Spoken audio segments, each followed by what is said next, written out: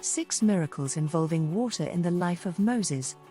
Moses' survival as an infant. The story of Moses begins with his mother placing him in a waterproof basket and setting it afloat on the Nile River to save him from the Pharaoh's decree to kill all newborn Hebrew boys. This act of faith led to Moses being found and adopted by the Pharaoh's daughter, setting the stage for his future role as a leader of the Israelites. Exodus 2:1-10. Turning the Nile into blood, as part of the plagues and to persuade Pharaoh to release the Israelites from slavery, Moses turned the waters of the Nile into blood.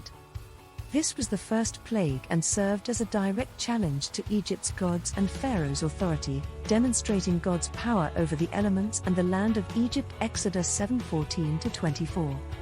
Parting of the Red Sea. One of the most famous miracles associated with Moses is the parting of the Red Sea. After leading the Israelites out of Egypt, Moses stretched out his hand over the sea, and God divided the waters, allowing the Israelites to cross on dry ground. The waters then returned, drowning the Egyptian army pursuing them. Exodus 14:21-28. Bitter waters made sweet at Marah. After crossing the Red Sea, the Israelites came to Marah, where they could not drink the water because it was bitter. Moses cried out to the Lord, who showed him a piece of wood. When Moses threw it into the water became sweet and drinkable. Exodus 15:23-25. Water from the rock at Horeb. In the desert of Sin, the Israelites grumbled against Moses due to a lack of water. In response, God commanded Moses to strike a rock at Horeb with his staff.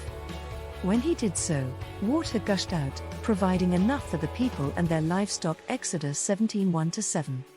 Water from the rock at Kadesh. In a similar event at Kadesh, the Israelites again complained about the lack of water.